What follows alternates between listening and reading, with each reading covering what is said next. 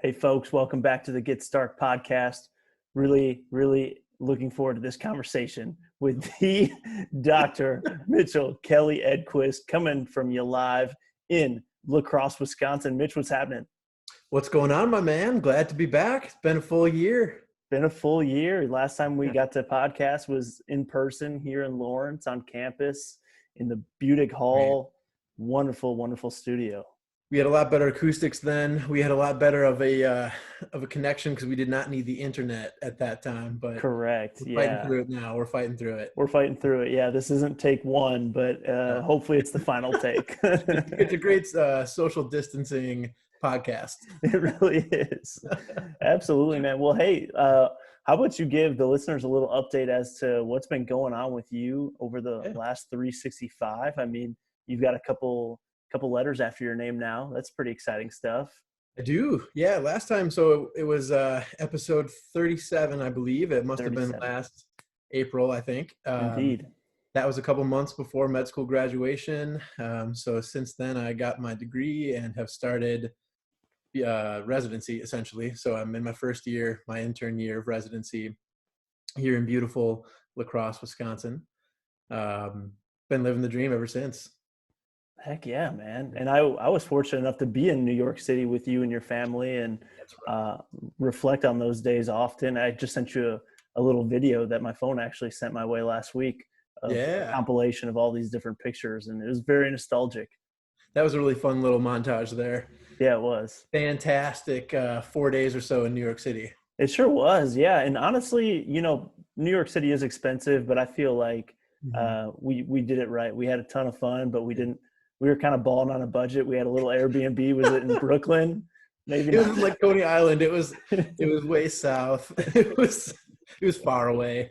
For anybody who's been in New York City, it was about as far away as you can go from like Manhattan. Yeah, we had a couple real late night excursions that turned into like 1.5, 2 hour ordeals just to get back to a bed to sleep in for like 4 hours before we did it all over again the next day. Exactly. And we had a nice walk past the Lombardi Elementary School though. That's how we started the trip off, is we found the Lombardi Elementary School in Brooklyn and went and got some coffee. We went to that coffee shop like 3 times in 4 days. Yeah.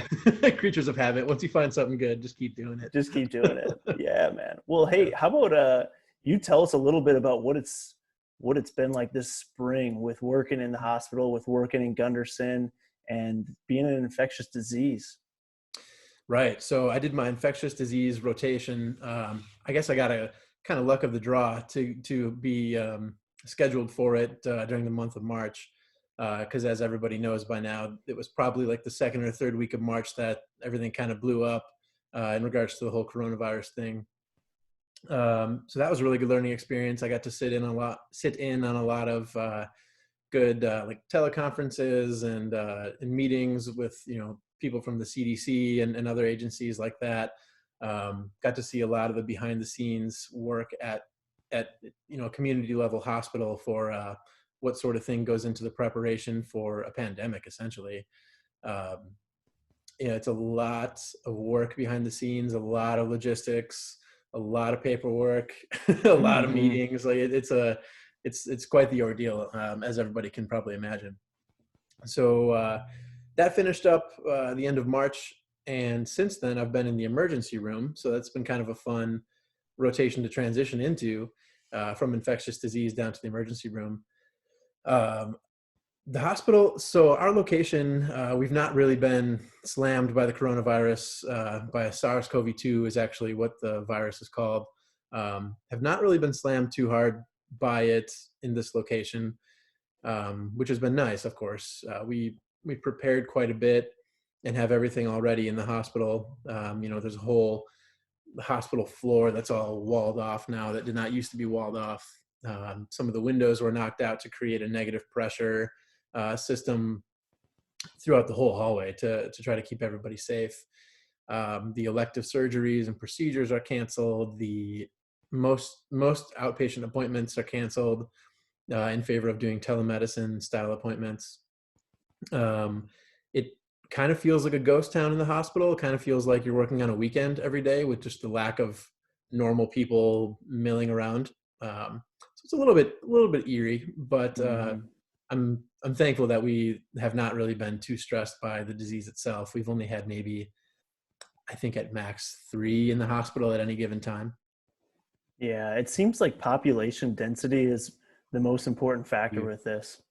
Huge. Yeah, exactly. And, if you look at the maps, I think the best and easiest to look at map is the Johns Hopkins one, that I know a lot of people have been able to check out. And if you look at the like the cases per 100,000 people or cases per population section of that map, there's like 2 really strong blips in New York City and New York City, Baltimore, DC, Boston, that little square, and then Los Angeles, Hmm.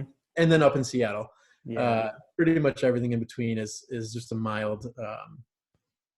mildly represented on the map.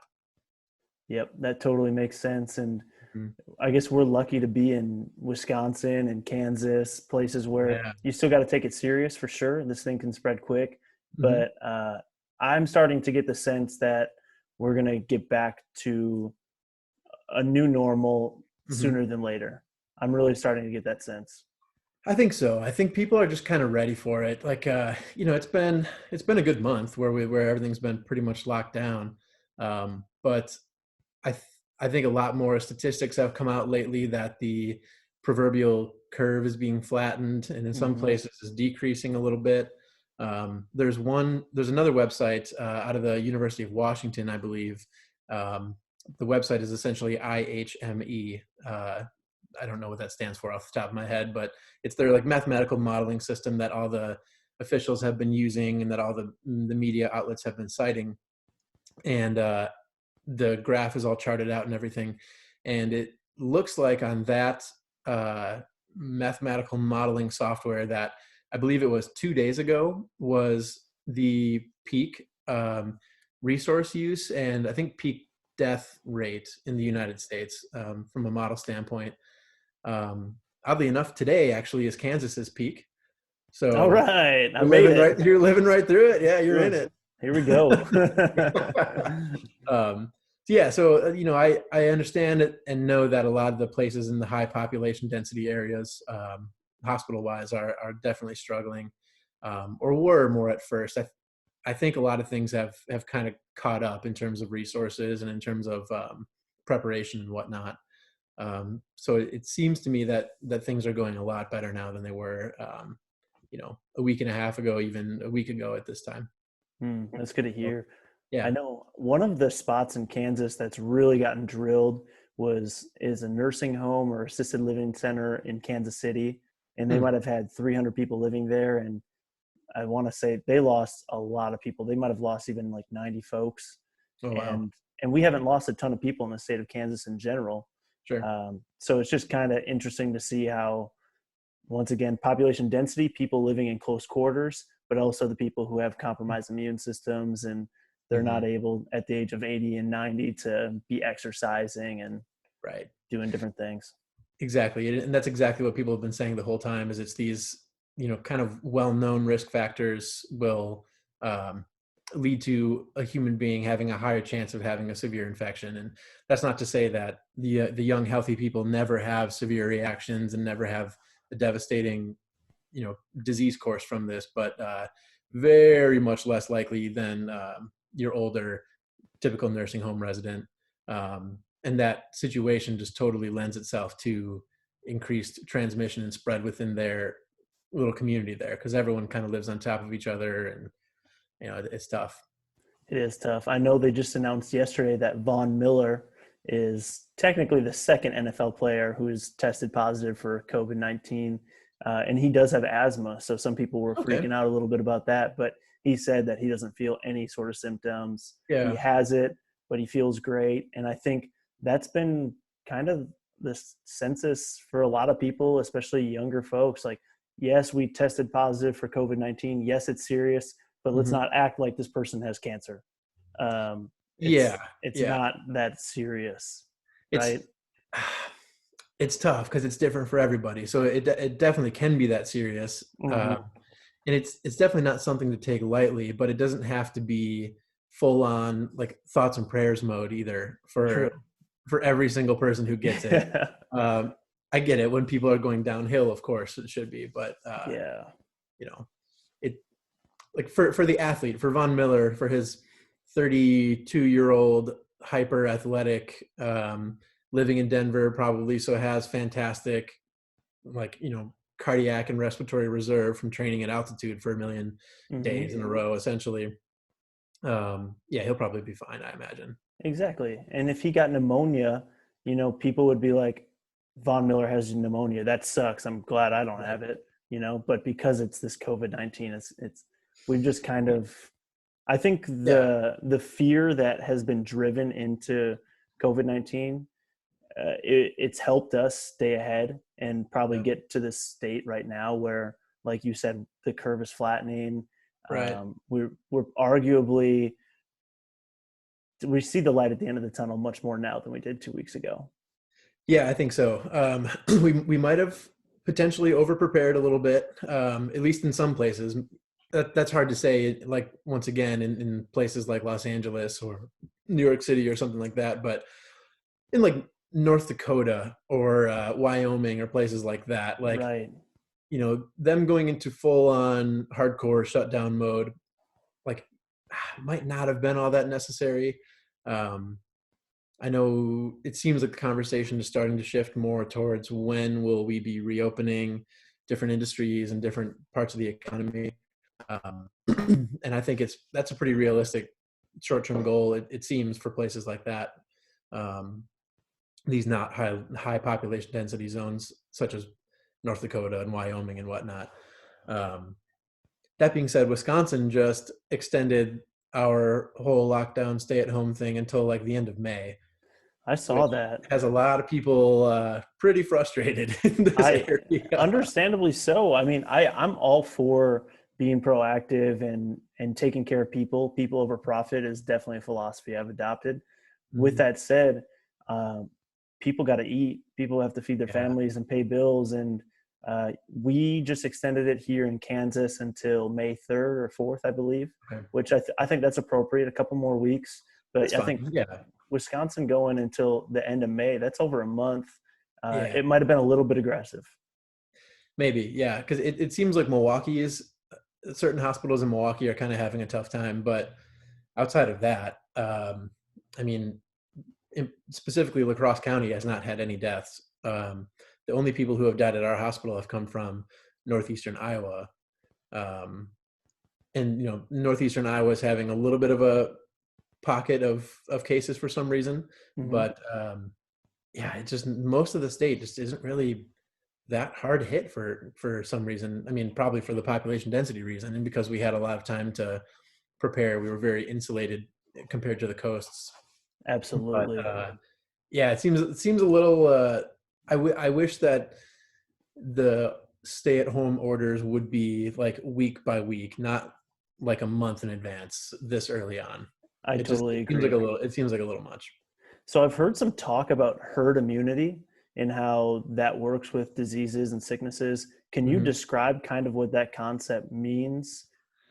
Yeah, so basically, herd immunity is when there's a certain level of population that is immune to a certain disease, whether that be SARS. I'm knocking my webcam off my arm here. Whether that be SARS-CoV-2, whether that be measles, things like that.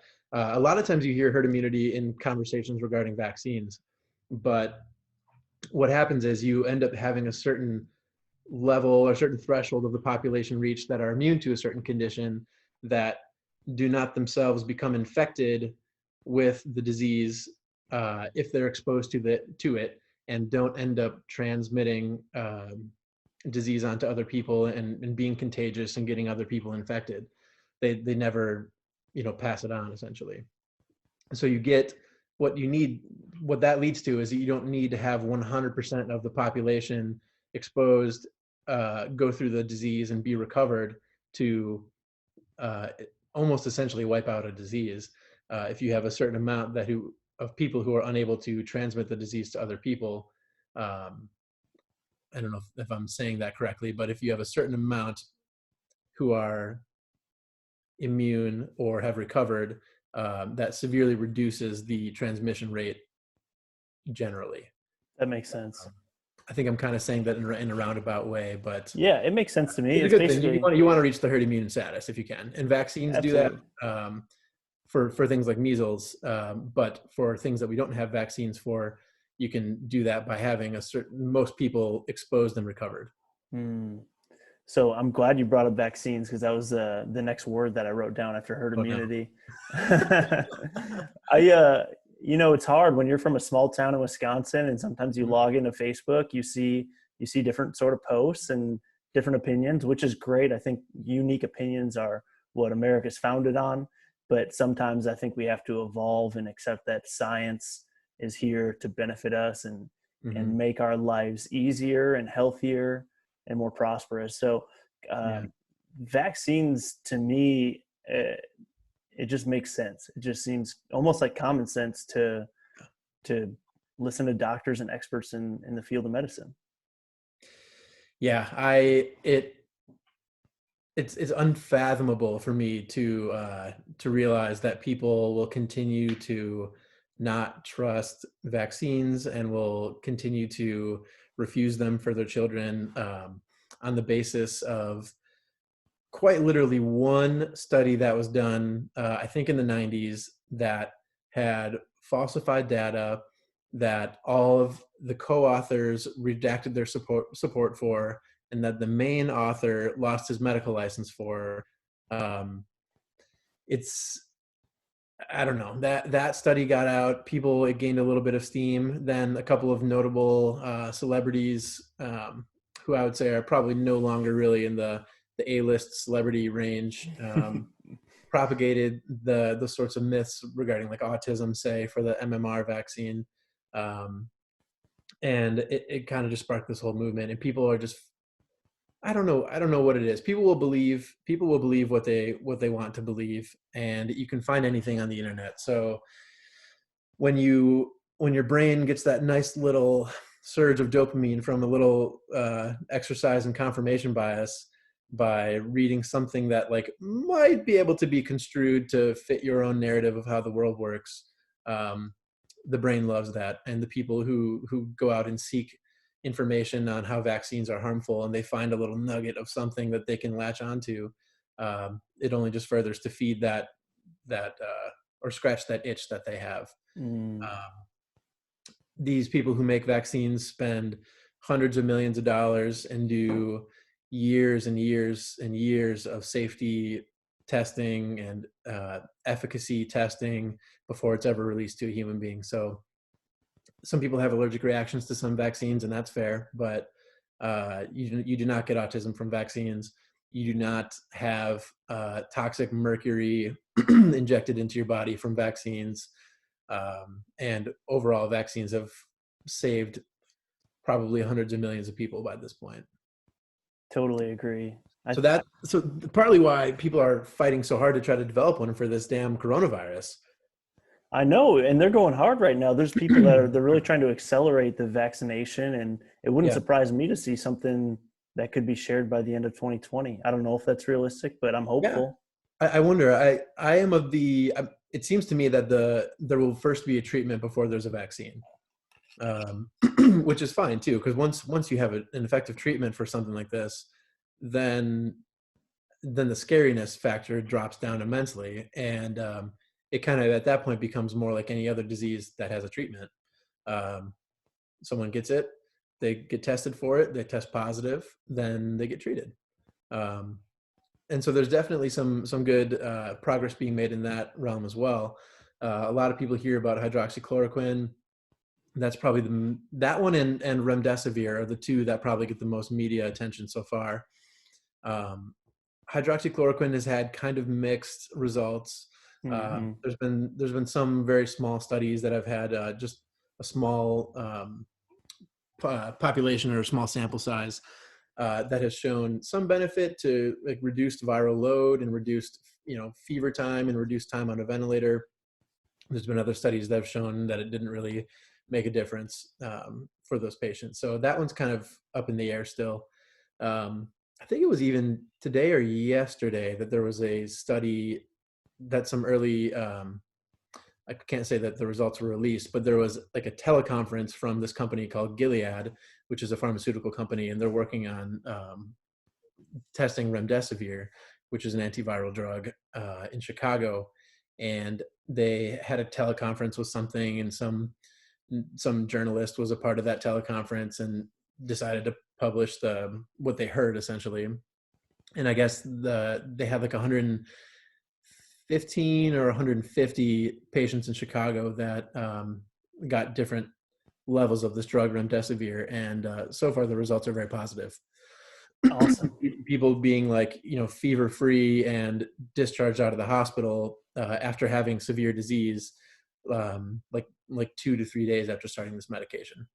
That's so great to hear. That's and great. What's really getting people good is the lungs, right? It ends up in the lungs and becomes pneumonia, or becomes very hard for them to breathe, which is where the ventilators come into the scene. Okay. Yep. But this virus has been weird. So they've the main area where it affects you is the lungs, yes, but it's also been found to cause what's called a myocarditis, which is inflammation of the heart muscle. It's been known to cause encephalitis, which is inflammation of the brain. People get diarrhea from this. Some people don't ever have a fever. So it's so weird how this virus is presenting in so many different ways, whether it's fever, cough, shortness of breath, sore throat. Diarrhea is the new one that everyone's big on. The weird one is loss of smell and loss of taste. Some people will present just with that, and will end up testing positive. So it's tough, man. I mean, pretty much for almost any patient presenting with almost any chief complaint, we're at the point where we want to rule out COVID-19, which is tough on a healthcare system, because you don't want to use all the PPE for every single patient who comes in. Yeah, that totally makes sense. Mm-hmm. As we talked about earlier, it feels like we're overcoming this, and it's not what we thought it could be, because we were talking about millions of people dying in America, and now I think it's going to be much more comparable to the common flu. And I'm not saying that COVID-19 is the same thing as the flu. I know they're vastly different. They're escalated much quicker. But is this one of those things where you think, is a pandemic just something that kind of happens every 7, 8, 10 years? It's just kind of like a market recession. It's not that frequent, but but there have been many, of course. Obviously everyone knows about the Spanish flu. That was in the late 19-teens, I think 1918. That one was influenza virus, and it killed, tens of millions of people. This is nowhere close so far. I think if I just open up the data on total deaths of coronavirus as of today, we have, sorry, I'm just checking it out on my computer. That's good. I think the Spanish flu was like 50 million too. Yeah, it was definitely something like that. Total deaths here, COVID-19, 153,000. So that is nowhere near that. It's not a perfect comparison to compare it to influenza, but they're both respiratory viruses, so that makes sense. And this is obviously certainly less devastating than that is. The initial models that from this site, IHME, is this mathematician math department out of University of Washington. They initially predicted about 260,000 deaths in the U.S. with social distancing and the whole precautions being taken. And then I think it was last week they downgraded that to about 60,000. So that went from 260 to 60. Great. That is awesome. Yeah. So that's good. And that's without treatment. That's without vaccine. That's, just life as it is. Of course, it's taking into effect the social distancing, which I know I told you the other day, I don't like that as a term. Physical distancing, baby. Physical distancing. We should stay social, just physically distant. Absolutely. Be more social. Honestly, we need it more now than ever. I know, exactly. It's I'm not one to get up in arms about words, but that one is like that one just doesn't seem to make much sense to me. I feel you. But I totally agree. I think we do need these Yeah, positive reports. The world yeah. needs more optimism right now. We needed it before this even happened. So Mhm. for you to even share information like that, that we're seeing a Yeah. decline in the estimates, that's huge. Well, and the one thing that there's a handful of things that we don't know, but one of the big things that we don't know right now is whether once you are infected and you recover, are you immune from that Mm, point forward? Um, I think most people are assuming that you will be based on how most people respond to viruses, particularly respiratory viruses. The flu is different because it mutates like crazy. But so we're assuming that that's the case. That being said, we don't know that for sure, but that's also the kind of the rationale behind testing people for or collecting what's called convalescent plasma from people. Um, so that is plasma that you can donate. Yeah, baby, yeah, baby. got it. Yeah, somewhere in there. We got those We scars. got the scars. We got the $30 in our bank account from it. Lots of Uh, blats back in lacrosse. a lot of blats that paid for, yeah. So you can test people's plasma for antibodies to this disease, essentially, and the hope is that you can give people who are currently infected with COVID-19 uh, the plasma of someone who has recovered, and that kind of infers a passive immunity to the person and can help them, cure their disease course or clear their disease course quite quicker. That makes sense. Yeah. Another thing that I've heard a lot about is a potential second wave. Maybe it's in the fall or closer to the winter. Yeah. Is that pretty typical with something like this, or is that more so just people being proactive, trying to think of the worst case scenarios? I'm not sure how I can say if it's typical or not, just because this seems so different from anything that I have knowledge of right now. Mm, Um, it I guess it would make some sense if we don't achieve the herd immunity status, and you still can have pretty efficient transmission between people once the world kind of goes back to going to work every day and being in more close contact with each other. Maybe that's in the fall or the late summer or the winter, whenever that might be. It would make sense that, especially if you're not immune after being infected now, that certainly could lead to a second wave. Yeah, which would be a bit discouraging, of course. That's not what you want to see. Hopefully, this is. I don't know. It's hard to say, but hopefully, this big first surge is kind of all it takes to for everyone to kind of get a handle on it, get some treatments developed, get some strategies in place, and and take care of it if it were to come back. absolutely. And I do think that there should be a round of applause for just the people of America, because as much Yes. complaining as I see on social media of people going out and doing this and that, I think the vast majority of people have listened to the CDC and the World Health Organization, and Hmm. they've sacrificed maybe their own mental health and well-being Right. for the greater good of the people. And I like the way that Yeah. we've come together. Yeah. It's been really cool to see people really trying to unite behind a cause. Um, I have one more word that I don't like about this whole system, and that's the term essential workers.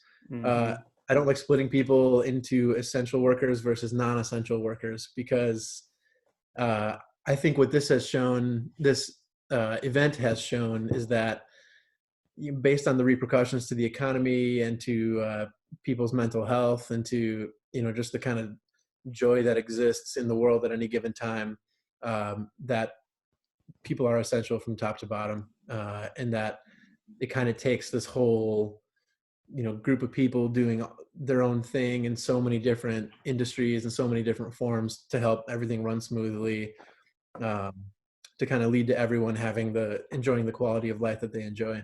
So uh, this has made me think that even more workers are essential than who are essential. Are you telling me Frosty Freeze is essential? Frosty Freeze is open and is clearly essential. I was shocked when my dad said it was open.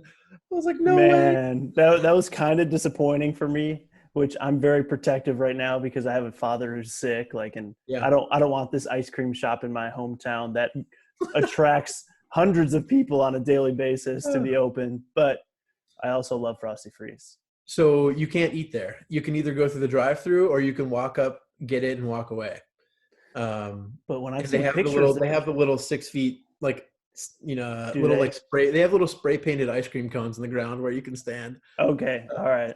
It's kind of nice. It was nice. I initially saw a picture and there was like dozens of people out front and that spacing wasn't occurring. So Yeah, I guess they've learned their lesson from that night. I think so. Yeah. Good. That's good. How is your dad doing, by the way? He's hanging in there, man. He's staying optimistic. He's going for some walks, riding on his bike every day, working out. He's a man of routine. He still wakes up at 4:35 in the morning and just gets it on. So yeah, it's been good. I try to talk to him and mom every day, which is, that's awesome. I mean, I think it's been good for me just in this quarantine. So I think connecting with family and friends is just so crucial. And you said they're getting deliveries of groceries and stuff like that, right? Yeah, Aunt Jeannie's not really going out of the house at all. They're not, unless they go for walks or things of that nature. And then when he goes to the hospital, right now he has to still go do some blood work, but he might not have to go back until June, which would be great. Oh, that'd be so good. Just keep him in the house with mom and Cooper, and as much as he wants to get out, he wants to golf, and he'd love to come down here. That's just what we got to do right now. So. Well, if and when he does leave the house in a vehicle, there's a brand new road leading up to your house, and all up on top of that hill. Oh, that's amazing. He's going to be happy about that. He was probably pretty pissed about that road for a while. So See, that's the thing also. In this time of quarantine and all the businesses being closed, I could not imagine a better time to fix roads, fix infrastructure. If you're a business owner and you have that thing that you need to get fixed, fixing it, repainting something, renovating and moving around furniture and stuff like that. Like, this is such a good time to kind of put a fresh layer on something. Absolutely, man. This is huge for construction workers. I've been seeing, because I live on the west side of Lawrence and it's a very developing area. They're building apartments. They're building that new hospital that I want you to get a job at. That people are just grinding. So there's a lot to be positive about. There's also a lot of opportunity in the digital space for people who want to create content and share their ideas and do what we're doing right now, record a podcast. There's no reason to just pump the brakes because we're not going into work. I think this is actually a time to accelerate and maybe try to capitalize on the fact that there's a lot of people out there who are just watching Netflix all day. And that ain't going to be us. This time you can either go this way or this way, and you can either work harder and get better, or you can kind of fall back and do nothing. And exactly. Once all this blows over and we get back towards, regular life, quote unquote, we probably will definitely see the results of that. Yeah, it's going to be crystal clear who's been doing what. That's for sure. Hell yeah, man. Yeah. So get after it. I want to talk a little bit about the mental health crisis that I think is going to be a result and outcome of what's going on right now. I'm almost more concerned about that than I am COVID-19. And I'm wondering, what are your concerns in medicine? What have you seen? Are people really struggling? Is it different being in La Crosse compared to New York City? I'm sure. Yeah, I think that's probably the case. My experience might be a bit skewed because we have not had the same burden put on us by COVID-19 itself, but we've still had the same burdens placed on us by the lockdown. So for us, there's been a bit of a different balance in that scale than it has maybe been for New York City, say, as an example. So I'm with you there 100%. I definitely worry about the mental health of people currently and moving forward here once we get back to regular life here. I just don't feel like you can close down a society and put 20 million people into unemployment claims and shut down their opportunities to be, not physically distanced from each other in places like restaurants and bars. And now Wisconsin has closed our state parks. So things like that, even, you can't expect there to be like no repercussions from that in terms of mental health. So what I would anticipate happening is if it hasn't already gone up, I would anticipate depression, anxiety, addiction, Mm. um, especially addiction, divorce, domestic violence, regular old violence, theft, things like that. I would imagine all these things will have a bump up here in the near future, because as people become unemployed, if they have nothing to do, I mean, that's when crimes happen. That's when depression happens. That's when desperation happens, and it can get pretty gnarly. So, we were already guaranteed a recession. I think it'll probably um, that'll probably turn into an actual depression. I'm sure, in terms of economy, and I think that'll lead to a lot of personal depression as well. I totally agree. I think that's an astute assessment that you had right there. Mm-hmm. It's definitely alarming. And um, one thing that is a positive in it all is the stimulus package that was passed. True. And a lot of people just had $1,200 dropped in their accounts Did you this get past yours? week. I got mine and my tax Hey, returns on the same day. So yeah, couple 2K. So I got mine on the same day as a paycheck, so I was like, oh, that's big perfect. time. Oh, it's going to keep the podcast afloat. That's right, $1,200. There it is. We need more sponsors, basically. We do. Yeah. I was going to actually start off the podcast and let everybody know that this was sponsored by the Gunderson Hospital in La Crosse, Wisconsin, and then introduce you. But I figured I don't want any of them listening to this and reaching out and being like, don't ever do that again. You do have one sponsor from the Soviet Union Board of Animal Control, but we didn't want to let them really have their say in this podcast. They haven't paid up yet, so we're going to give it time. No, their slogan is just have your pets imprisoned or come compliant. Damn it, what was the word? Compliant. Oh my gosh. Yeah. So I'm wondering, like, if you have any advice for people, not even necessarily from a medical standpoint, but just like life advice, for ways that people can improve their mental health and become more resilient in a time where everybody is struggling to a varying degree. I think keeping your head up, knowing that there is a light at the end of the tunnel, knowing that this is not going to be forever. I would imagine that we're kind of over the hump as it is, and kind of starting to move back towards what could resemble something fairly close to a previous normal. Hopefully in this time, people choose to place a little bit of a higher priority on their relationships, on their physical health, on their process towards self-actualization and fulfillment, maybe by taking up new hobbies or advancing or getting better in current hobbies and passions that they have. I really hope that people have been able to foster some closer relationships with their children. With kids not being at school at all, there's probably been hopefully been a lot more time spent between parent and child. And I hope that that's been valuable to both parties in that way. But really just remembering that this is not going to be forever, that this is hopefully close to being done. And that there's a lot of different ways that during your lockdown period, there's so many positive things that you can still do. For sure. And shout out to all lean the on parents. each other. Lean on each other, man. Yeah. Everybody has a support system. And I think it's easy to feel as if when you're physically alone, it's easy to feel emotionally alone, but we aren't. No. Phone calls are great. FaceTime's great. Zoom, Skype, whatever. Picking up the phone and driving to someone's house and talking to them from seeing them through the window. Between a window, yeah. Yeah. I think that's so cool, the people who are doing that. Yeah.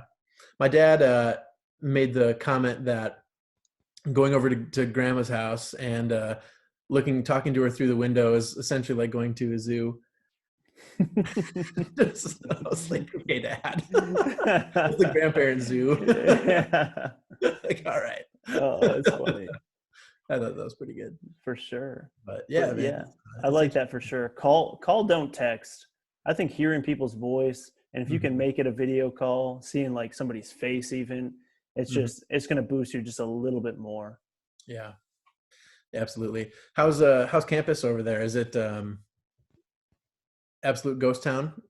It's And then the city is an absolute ghost town because of it, or? it's pretty ghostly on campus. I will say there's a lot of students still around, especially when you drive through. I ran to campus one day and then sprinted our Campanile Hill up by the football stadium and Mhm. then kind of ran back to the apartment. And I saw quite a few students because there's a lot of frats and sororities in that area. Oh, So, and that's a population dense living yeah. situation.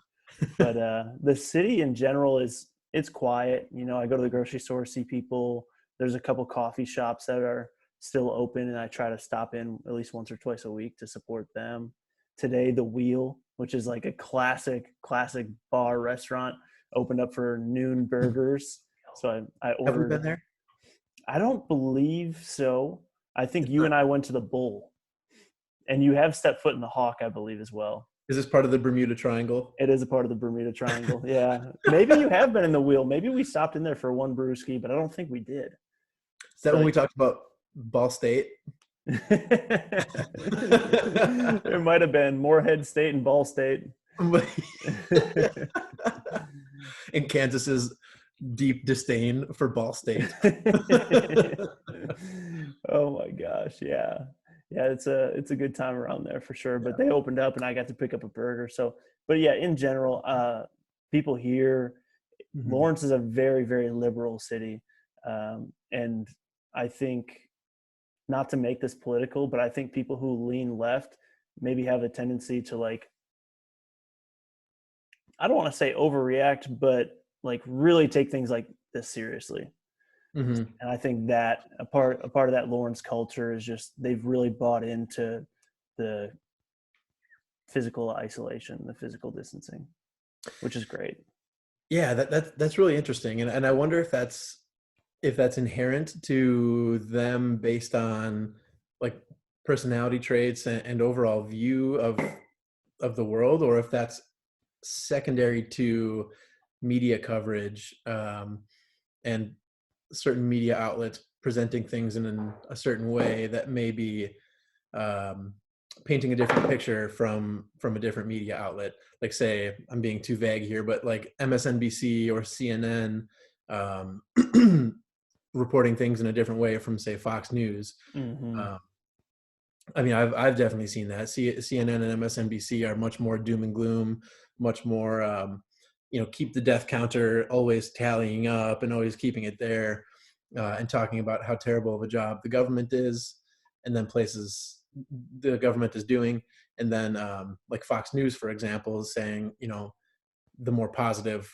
developments that are happening, and how we can reopen the economy soon, and how things are kind of going in the right direction. So um, I wonder if a little bit of it is depending on the media style that you consume, but hopefully realizing that reality exists somewhere in between those two. That's a very, very important point that you make. And I get these emails every Monday from Mark Manson, and Yes. I often share them with you. And he says exactly that. It's like, hey, consume media on the right, consume media on the left, and then realize that neither of them are 100% factual, and that the Absolutely. truth is somewhere in the middle, because we live in a messy gray world and things aren't Hmm. black and white, and everybody has an agenda, Hmm. and everybody is trying to get clicks and sell ad space and make money, and that's what a CEO's job is to do. And I Right. think people just have different methods of going about that, and nobody's necessarily better than the other. There's just some people resonate more with one side versus the Yeah. other. Yeah, exactly. And also I wonder if it's a demographic thing too. Older people might tend to be lean more conservative, and they might tend to have a little more of a hands-off approach and kind of a I've lived a great life approach, or maybe they have a lot more experience hearing news like this of this is going to end the world, this is going to end the world, this is going to end the world over and over and over again. Mm-hmm. And none of those things have ever ended the world. So maybe they're a little bit jaded when it comes to, kind of hearing coverage about something that's this much of a catastrophe for a lot of places. Yep, that's a good point. And I think When, it's it's fun to discuss this because I mean, you and I politically are not aligned. Yeah, I'd argue we're on opposite sides, but both of us are more moderate on the side that we're on, probably. correct. I'd say that's probably very true. Yeah. Neither of us are too far either direction, but Yeah. we probably do lie on opposite sides of the dead center. Yep. And Yeah, that's all right. fine by me. That can change too. I mean, Exactly. things change every day. We're going to be totally different people Hmm. in 10, 20 years, and our paradigms will shift. And I also really respect people who are able to vote and support individuals, candidates that they can get behind. Not, hey, you're on the right or you're on the left, so I'm all in, but it's, you know what? Hey, Mark Cuban, you might be Republican, but I'm all about your leadership and your values. So I'm about Right. you, or whoever that might be on the left, whether it's Bernie or Mark Zuckerberg. I have no idea what these. Too bad it's not Andrew Yang. That's the guy right there. We talked about UBI a little bit earlier, or at least alluded to it with the Yeah, stimulus package. it's interesting that this is kind of what it took to have his universal basic income plan realized. I know there's probably not any intention to do this every month, but at least a one-time injection of $1,200 is pretty cool. Absolutely, total game changer. Speaking of Andrew Yang, people who are listening won't be able to see this, but got the Andrew Yang book right here, The War Great on book. Normal People. Going to be reading that one. Yes, I've Uh, read it myself. So good. Nice, good. I think Andrew Yang, he's really kind of changed the trajectory of the United States. I think he really has that much influence with his ideas. He's a genius, especially from an economical standpoint. I hope Hmm. that somebody gives him a cabinet spot, regardless of who wins, because I think he's earned it, and I think he's got a great political future. And Yeah. I know UBI people often kind of lump it in with socialism, and I'm not totally pro free handouts, but I do realize that we're living in a different economy. Right. Uh, Technology is changing the world we live in, and Mhm. we have to help people. Couldn't agree more. Yeah. Uh, I mean, if my thought on that is if you have a reliable and um, like legit way of paying for that, that doesn't involve increasing taxes on individual families by such and such percent, then it doesn't seem like a bad idea to me. If you can somehow get all that money from the largest of the large corporations that sometimes don't pay taxes or pay very minuscule taxes compared to what they actually make via different loopholes and kind of legal mumbo jumbo. If you were able to harness that and get some more of their profits going into a fund like this, I think that sounds awesome to me. Yeah, I'm about That, it. that kind of flirts toward with like wealth redistribution, which I'm not all on board for, but in certain instances, I think it's totally fair. Absolutely. I think companies like Amazon, the jumbo the jumbo companies like them, there's opportunities. Chevron was one. I think Yeah, uh, either either Ford. either Apple or Target or something didn't pay any taxes at all. I guess last few years. Some quote that's always quote or some stat that's always quoted like that about those companies. Absolutely. Them mega churches too. I mean, Yeah, I know that they're here for the people, but church is a business. yeah. Doesn't seem. I don't know how necessary it is to have these massive like essentially a Metrodome sized church that Yeah. can fit 40,000 people. It doesn't. I don't know. I don't ever think that needs to be the size of a sports stadium. The parallels between churches like that and the sports industry are strikingly similar. And those pastors are actually a lot like our head coaches and athletic directors who are making massive salaries, living Yeah, in huge houses, driving nice cars. And it's like, but seems what's up? there's a disconnect there. There's a disconnect, and I Yeah. don't necessarily think I'm the one to solve it. No. I shouldn't. Maybe I'm just sharing my ideas on it. I think there's some Totally. opportunities there for some UBI distributions. Yeah, if you're trying to separate church from state, I don't feel like church should have tax exempt status and not be subject to the normal regulations imposed on typical businesses and families and stuff like that. Totally agree. Yeah. So But yeah. I brought up sports. We Yes. wanted to talk a little basketball. I mean, we missed out. Bucks and six, baby. Bucks in 6. You're the deer. Bucks in 6. There it is. I wish I had my Bucks hat to throw on right now. It's time. It's time. It is. We missed out on March Madness. Such a shame. I can't really even verbalize how just annoyed and irksome that really is. Mm-hmm. Like there's just nothing. Right now would be, I think we probably would have had the national championship by now, or we'd be getting really close to it. I don't know exactly what the schedule would have been. Yeah, it actually would have been not this past Monday, but the Monday before, and Kansas would have won the championship. I don't think ESPN would agree with that. You probably saw the same projection or simulation that I saw, which I believe actually had the University of Wisconsin Badgers winning the whole thing. Guards, Wisconsin Badgers, huh? Yeah. Wow, how about that? You saw that, right? I did see that. Yeah, I was very excited about it. It actually had Wisconsin beating Kansas. I was like, wow, okay. Yeah, it's crazy. It is. I don't think that would happen in many universes at all, but you just never know. I mean, I think Wisconsin was the hottest team in the country outside of probably, you could say, like a Kansas or a Gonzaga, San Diego State, some of these schools who lost. Dayton. Obi Toppin's a hell of a player. Yeah. But Wisconsin, they basically everybody was calling for Greg Gard's head. They wanted him fired.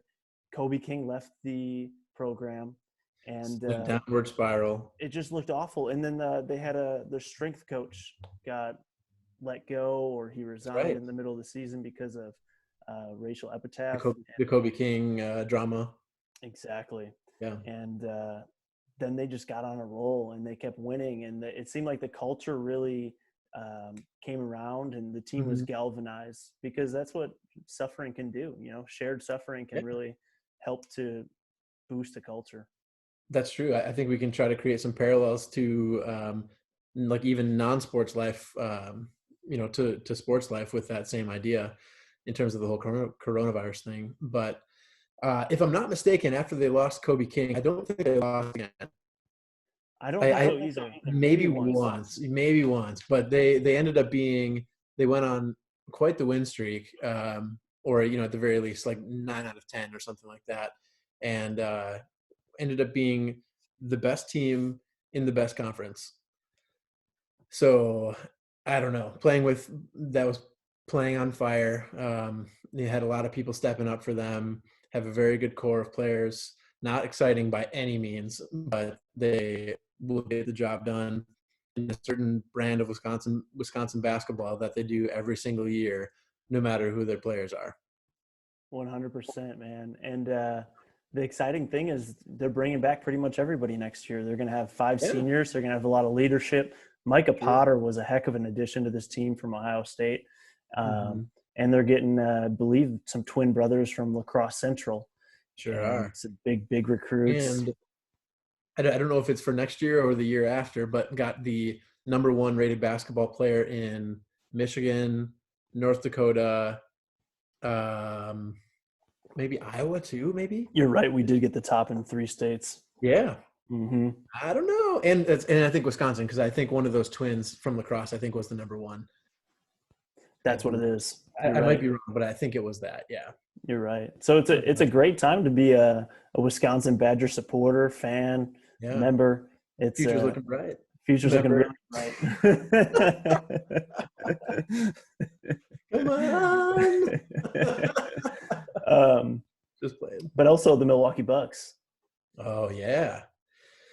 That hurts me even more than the lack of the NCAA tournament and the Badgers. Because of course the Bucks were the best team in the NBA, best record, best individual player, in my opinion. I know that LeBron started getting a lot of momentum in regards to the MVP discussion like right there, kind of before everything shut Mhm. off. But I don't see really why that would be the case. Yeah, I To totally be honest, agree.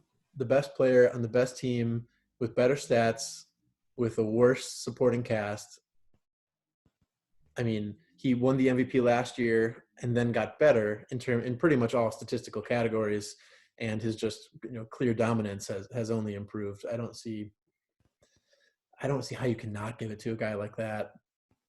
Yep, I totally agree. And the thing is, it's totally recency bias. So LeBron had like 3 or 4 huge games there at the end of the season, one Mm-hmm. of which was against the Bucks. The Lakers beat the Bucks, but we beat them earlier this season. And Giannis has been consistently incredible all year long. I don't think he averages a triple double, but it's really close, and it's a much more efficient triple double than what Russell Westbrook always does. Um, I will say, I think Kobe's passing it sparked something in LeBron. I feel like he's kind of True. brought a different energy since that happened. Yeah, I think that's the case too. I think the city of Los Angeles as a whole probably feels that, or the team in regards to the Lakers probably feels that at the very least. So they definitely would give in either us a run or the Clippers a run, or I guess the Jazz or whoever would be high up there in the Western Conference. It would have been so dang fun to watch. And I really hope we get some basketball here in the next couple of months. I'm totally down to watch them play without fans. I don't know about you, but I think Absolutely. it'd be awkward, but I'm down. It'd be very awkward, and it would be hard for them. But man, it's just like being a kid and playing on the playground again, or playing in front of just your parents in junior high. True. We still got up for that. If we went to the pool and we were playing a full court game, we were Yeah. juiced, so we didn't need the people. And yes, it would be awkward, but it would be huge from a revenue standpoint as well, because the TV deals, you can almost max those deals even more because the viewership should go up. People are just Oh, have yeah. such a thirst for sports right now, so any way that we can get it to them. I think the fact that ESPN is showing essentially just classics or mildly interesting games that happened in the past. What did I see like a championship of axe throwing or something like that on TV? Oh gosh. They replayed the Rocket League season 8 RLCS championship, which happened a couple years ago on Nice. ESPN, which is an esport that I'm fond of. But if things like that are being played and are being watched, there will be an explosion of fervor for real sports when that actually happens. I mean, I'd watch any sport at this point, pretty much. It could be, I don't know, Edmonton versus the Dallas Stars. Nice. I would totally watch that. I couldn't care less for either team, but that's my squad, man. Mike Modano and Brett Hull growing up. I used to play them on the PS1. Absolutely. Oh, that's awesome. NHL Center Ice or whatever that game was called too. Oh, Wayne Gretzky. Wayne Gretzky. That was a classic on the 64. Oh, yeah, we had some good times in college. That one. Sure did, man. Some people up against the wall. Yeah, what was I going to say about that? Well, I guess they're doing horse now. That's what they have going on ESPN. That's right. Yeah, so that's how sad the times are that we now have horse. We don't even have real horse. We have FaceTimed horse being filmed by random current or former NBA player girlfriend. Poor quality with Mark Jones trying to commentate. Mark Jones, right? I think so. Yeah. But Mark Jones, yeah, trying to kind of commentate and moderate these matches on his own poor quality video camera and microphone setup. It's choppy. It's weird. I don't know. Did you watch it? I saw a couple minutes. That's why I'm not sure. Was it Mark Jackson, the former head coach? Nope. Not Mark Jackson. Hopefully it was Mike Jones. That'd be a fun guy to have. Whoa. Speaking of Mike Jones, I guess it is Mark Jones. Nice. Trae Young published his phone number on Instagram, and then they played it on ESPN. Like he's like, yeah, just he kind of has a lisp, so he's like, yeah, just trying to connect with my fans, and I just want you guys to hit me up and let me know what you're doing. And he's like, yeah, the phone number's still active. You can still reach me there. What are you Bold doing? strategy, Cotton. Bold strategy. Wow. I know. He must be keeping his phone on silent at this point. I would think so. Do not disturb. Do not. Yeah, exactly. It's just constantly getting blown up, I'm sure. Gosh, that's all the entrepreneurs now are sharing phone numbers, so they probably have that side phone because it's a Oh. great marketing ploy to engage with your fans, and then you can have your personal assistant respond to texts or send out mass Nice. texts saying, "Hey, I have a webinar coming up," or "We've got a conference." I think from a revenue generation standpoint, it's genius. That's really smart. I hadn't considered any of that. Mhm. I guess I just assumed it was his real phone and that he was just having a really weird time now. Yeah, Trying to maybe sift through all that. he might For his be sake, building that personal brand. true. Or maybe he's desperate. His house, the house that he was playing horse on, is in Oklahoma, so I'm sure there's not much going on there right now. There's not much. I've still never been to Oklahoma. Oh, it's not the place to be. No, I don't think so. Yeah, probably just have a tornado. Hey, how'd that tornado turn out in Kansas the other night? Is that the video that I sent you? Yeah. Oh yeah, nothing ever happened. It was just a crazy light show. But I know the South kind of got drilled. There was quite a few deaths, and there was a lot of damage from some tornadoes down in the southeast. So it is that season. Excuse me. Yeah. But hey, man, this has been great. It's been a great conversation. Love hearing all your medical insights. Sure. Appreciate you coming on. Is there any final words of wisdom for the people from Dr. Edquist? Do what the CDC says. Keep your heads up. Don't be too scared, but also don't be an idiot. We'll get through it.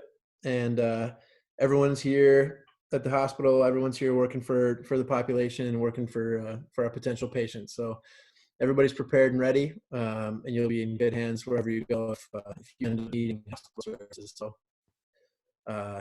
try to just keep your head up, basically, is all I got. Amen. Keep your head up. Practice some gratitude. Yes. Stay connected to your people. Reach out to your people. And just remember, we're going to come out of this a lot stronger than we were before we went into it. And read more books. And definitely read more books. Yeah. I'm reading Soup by John Gordon right now. Recommend anything by John Gordon. He's a positive guy. He's got some good writing. And I just finished Atomic Habits by James Clear, which I would recommend above the Soup John Gordon recommendation. Atomic Habits is probably going to change your life in some way, shape, or form. So cool. Get it on. Eddie, you're the man. Love you. Man. Love you too, my man. Appreciate you. Yep. See you later. All right. Bye-bye.